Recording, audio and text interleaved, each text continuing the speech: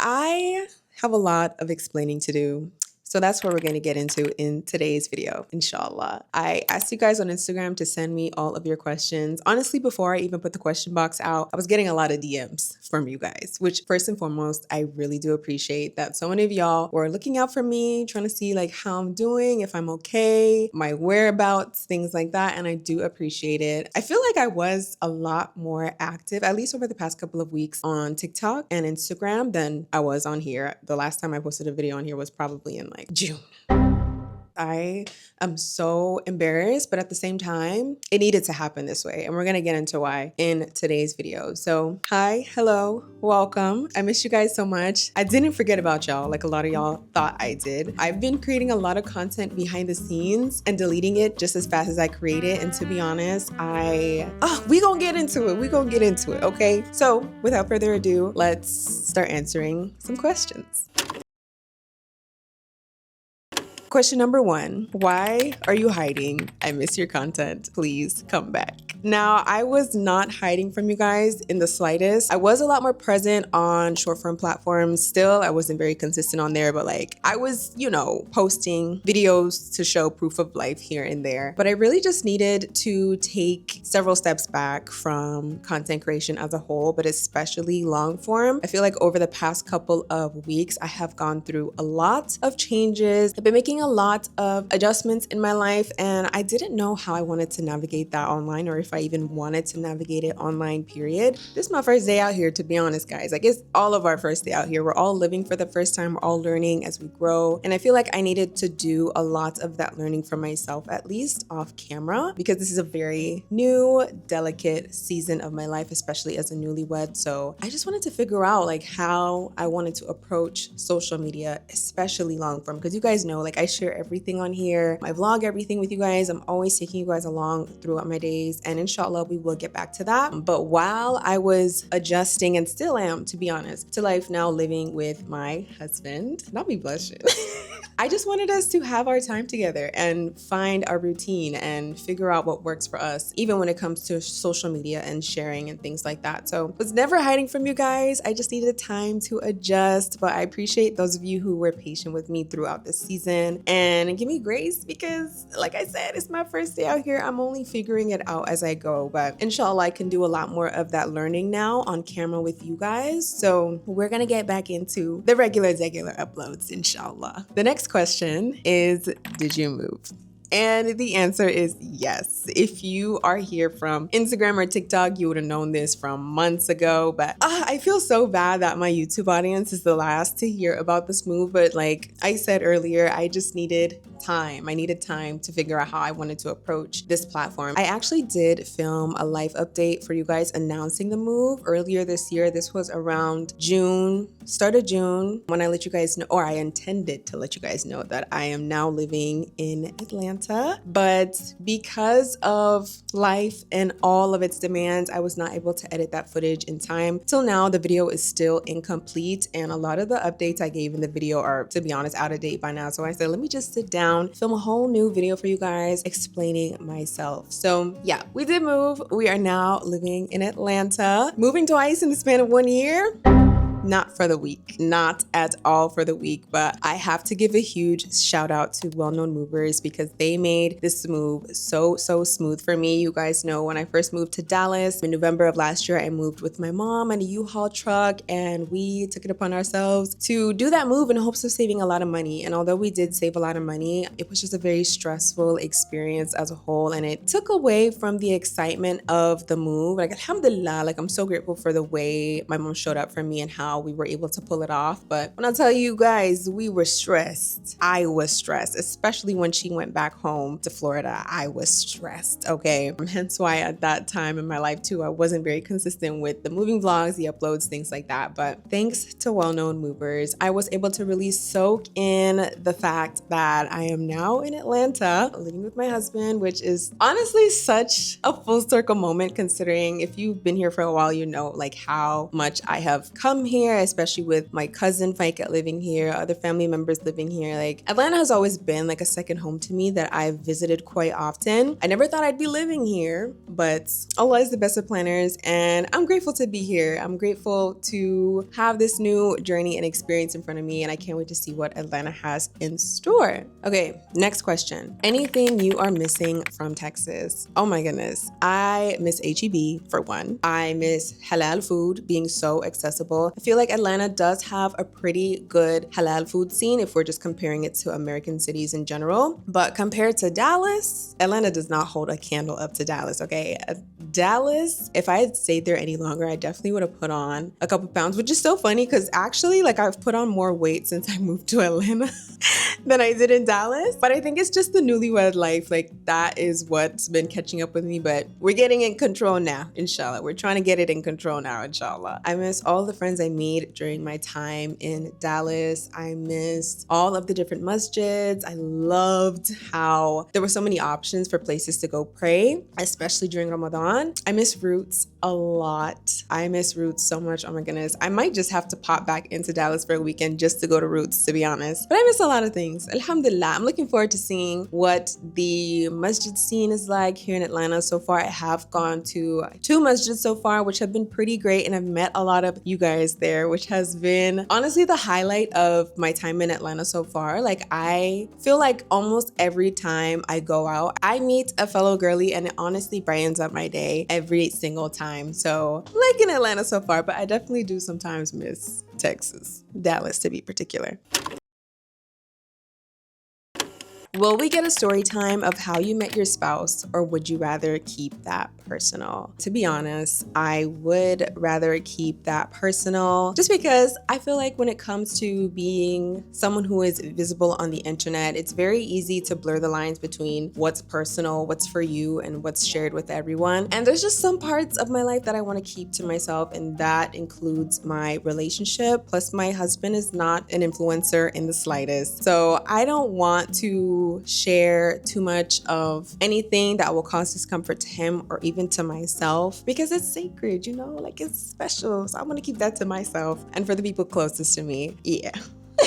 How's Mimi been? Mimi has been so good. A lot of you guys actually noticed that she wasn't in the videos and content for a lot of the first half of this year, and that's because I actually took her back to my family in Florida to look after her whilst I was moving, whilst I was doing a lot of traveling between March, April, May. So we were separated for a very long time. I was almost afraid that she was gonna forget me, but we had the cutest reunion ever. She was a little bit sussed out. She was like, how could you have left me for that long? But she definitely remembered me, and our relationship is just like it was before I took her back home to Jacksonville. And I love her so much. Like, every single day, my heart grows more and more with love for this little girl. She's 2 now. She's growing so fast. I think that's like 24 in adult years. So she's basically a grown woman, but she's always gonna be my little baby. Dating advice for young Muslim women in America, please.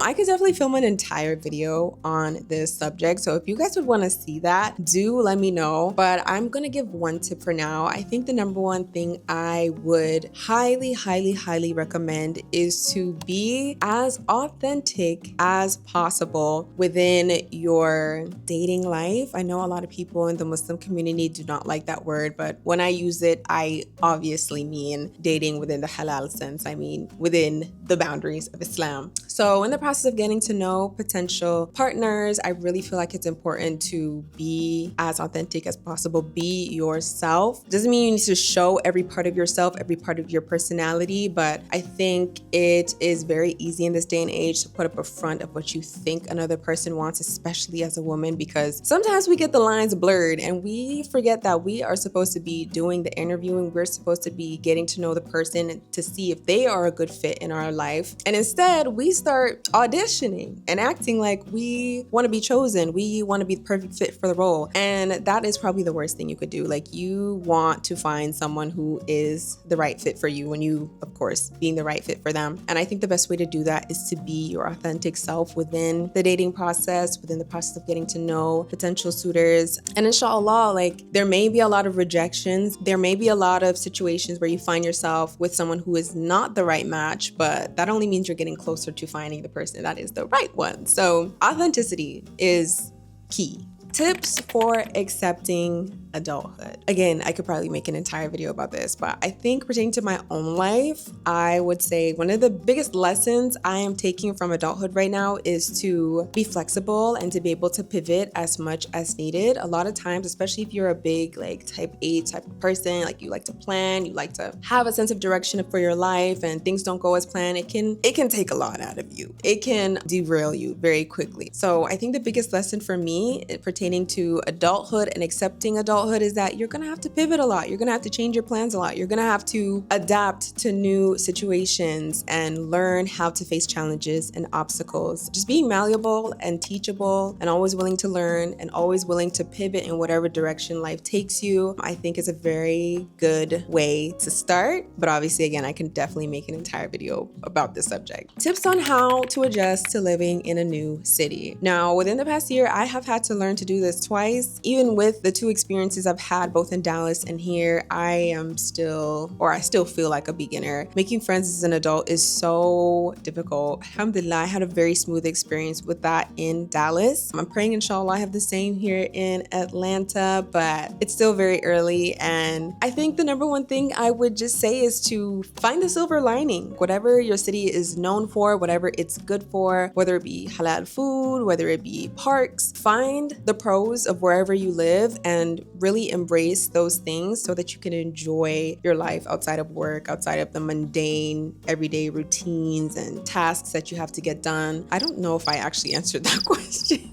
How to adjust to living in a new city. Girl, I'm still learning. I've been looking into creating, but I don't have an eventful life. How do you know what was for you? I'm assuming you mean a niche. Girl, you are just like me. My life is not very eventful. It's very easy as a creator who has a boring life. And by boring, I mean probably not traveling a lot. You're probably not going out a lot. You're a homebody like myself. It's very easy to feel like you need to do things for the sake of content. You need to step out. You need to go here. You need to travel there for the sake of creating good content. But there are a lot of people that I watch personally that I love for the simple fact that they are homebodies like myself. I like to see how they romanticize their boring life. I like to see how they fold laundry, how they do the dishes, how they make certain meals. I feel like those things can help us to find ways to romanticize our own lives, find enjoyment in things that we typically wouldn't enjoy. So I think you have a really good niche to start out with. Like, being a homebody is not, at least to me, child, it's not boring. And if I am able to watch that kind of content, I know there are thousands of other people who are able to as well. Now, as far as finding your niche, it really is a game of trial and error. Of course, you will have your own interests, and I highly recommend creating content surrounding your interests, but don't box yourself in. Like, I said interests for a reason, not just one thing. Like, try as many different content styles as you can. Try making videos about as many of your interests as you can and see whatever sticks. And even the stuff that doesn't stick, like, for the sake of enjoying content, I think it's really important to keep creating content surrounding the things you like rather than just making content surrounding the things that perform well, or else content as a whole and creating videos, it gets old very fast. So that would be my advice for that.